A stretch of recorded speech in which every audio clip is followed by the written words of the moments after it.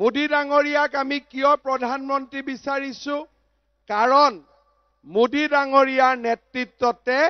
আমাৰ ভাৰত বিশ্বগুৰু হ'ব তাক আমি সকলোৱে বিশ্বাস কৰো হয় নে নহয় নৰেন্দ্ৰ মোদী ডাঙৰীয়াই আমাক ৰেশন কাৰ্ড দিলে মোদী ডাঙৰীয়াই আমাক বেংক একাউণ্ট দিলে নৰেন্দ্ৰ মোদী ডাঙৰীয়াই ৰেশন কাৰ্ডখন দেখুৱালে প্ৰত্যেক মাহত 5 কেজিকৈ বিনামূলীয়া চাউল পাম তেনেকুৱা ব্যৱস্থা আমাক কৰি দিলে মোদী ডাঙৰীয়াই আমাক উজ্জ্বলা গেছ দিলে বজাৰতকৈ 300 টকা কম দাম মোদী ডাঙৰীয়াই আমাক আয়ুষ্মান ভাৰতৰ কাৰ্ড দিলে যিখন কাৰ্ড দেখুৱালে আমি হস্পিটালত 5 লাখ টকালৈকে বিনামূলীয়াকৈ ট্ৰিটমেন্ট ল'ব পাৰো আয়ুষ্মান ভাৰতৰ কাৰ্ড দিলে মোদী ডাঙৰীয়াৰ নেতৃত্বত আমাৰ অসমখনৰ পৰিৱৰ্তন হ'ল চাৰিওফালে উন্নতি হ'ল আজি উৰণীয়া সেতু আজি নতুন নতুন আঁচনি নতুন নতুন হাইৱে নতুন নতুন ৰাস্তা আজি গোটেইবিলাক নৰেন্দ্ৰ মোদী ডাঙৰীয়াৰ নেতৃত্বত অসমে লাভ কৰিলে ব্ৰহ্মপুত্ৰৰ ওপৰত এখন এখনকৈ দলং আহিলে প্ৰথমতে ঢলাত দলং হ'ল তাৰ পিছত হদিয়াত দলং হ'ল বগীবিলত দলং হ'ল মাজুলীৰ ওপৰত দলঙৰ কাম চলি আছে কলিয়া ভুমুৰাত আকৌ এখন দলং হ'ল গুৱাহাটীত দলং হ'ল আৰু আমাৰ ফুলবাৰী পৰ্যন্ত ব্ৰহ্মপুত্ৰৰ ওপৰত দলঙৰ কাম আজি দ্ৰুত গতিত চলিব ধৰিছে আমাৰ ৰাষ্ট্ৰীয় ঘাইপথসমূহ পৰিৱৰ্তন হ'ল অসম মালাৰ ৰাস্তা হ'ল আৰু আজি আমাৰ চাৰিওফালে উন্নয়নৰ এটা নতুন পৰিৱেশ নিৰ্মাণ হ'ল ৰাজ্যৰ অৰ্থনীতি শক্তিশালী হ'ল দেশৰ পৰিৱেশ ভাল হ'ল বোমা বিস্ফোৰণ গুলি বাৰুদ আজি নোহোৱা হ'ল কতো গুলি বাৰুদৰ ঘটনাও নাই কতো বোমা বিস্ফোৰণ নাই কতো আন্দোলন নাই জনজাতীয় অজনজাতীয় লোক আগতে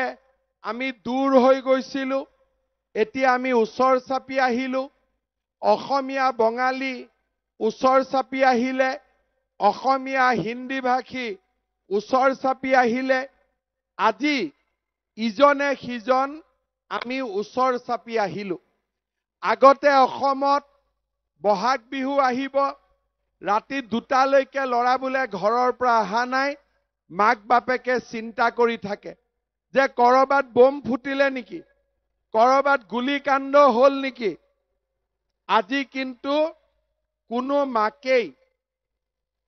মনত লৰা ছোৱালীৰ কাৰণে ভয় নাৰাখে ৰাতি দেৰি হৈছে বোলে কৰবাত ফাংচন চাব গৈছে ঘূৰি আহিব কাৰো মনত আজি ভয় নাই আন্দোলন নাই ধৰ্ণা ধৰ্মঘট বন্ধ নাই দুখীয়া মানুহে আজি ব্যৱসায় কৰিব পাৰিছে দোকান পোহাৰ দুপৰ নিশালৈকে আজি চলিব পাৰিছে আমি বহাগ বিহু পাতিলো আগতে অসমীয়াই বহাগ বিহু পাতিছিল বন্দুক গ্ৰেনেড আৰু গুলিৰ শব্দৰ মাজত এইবাৰ আমি অসমীয়াই বহাগ বিহু পাতিছো কুলি কেতেকীৰ মিঠা মাতত এইবাৰ আমি বহাগ বিহু পাতিছো আজি আমাৰ এইখন নতুন অসম পৰিৱৰ্তিত অসম আৰু এইখন অসমত এতিয়া আমি সকলোৱে চিন্তা কৰো যে আমি কেনেকৈ আগুৱাই যাব পাৰো কেনেকৈ আমাৰ ৰাজ্যখনক আমি ভাৰতৰ সৰ্বশ্ৰেষ্ঠ 5খন ৰাজ্যৰ ভিতৰত এখন হিচাপে লৈ যাব পাৰো আমাক কি লাগে আমাৰ লৰা ছোৱালীক কৰ্মসংস্থাপন লাগে দৰিদ্ৰ দুখীয়া মানুহক জীৱন নিৰ্বাহৰ বাবে চৰকাৰৰ পৰা সুবিধা লাগে, ৰাস্তা ঘাট লাগে, খোৱা পানী লাগে আৰু আমি সুৰক্ষিত অনুভৱ কৰিব লাগে। যোৱা ইলেকশ্যনত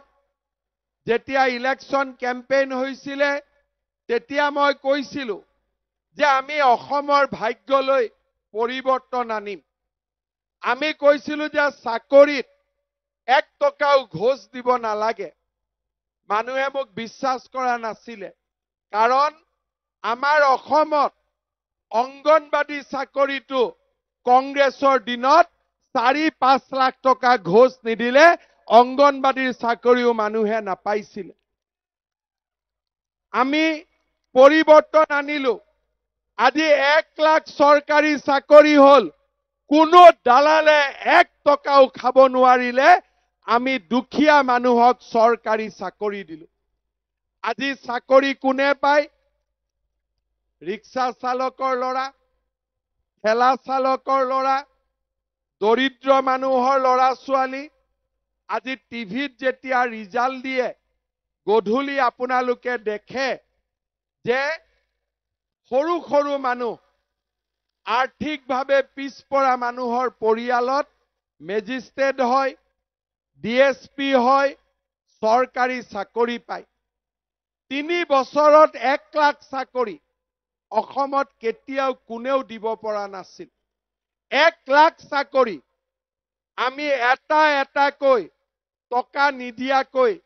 আমি চাকৰি দিলো। আজিৰ সভাত মই আৰু ঘোষণা কৰিছো যে এই বছৰৰ ভিতৰতে আমি আৰু 50,000 চৰকাৰী চাকৰি আমাৰ ল'ৰা ছোৱালীবিলাকক আগবঢ়াম। 1 লাখ হৈ গ'ল, মই ৰখি যোৱা নাই, আৰু 50,000।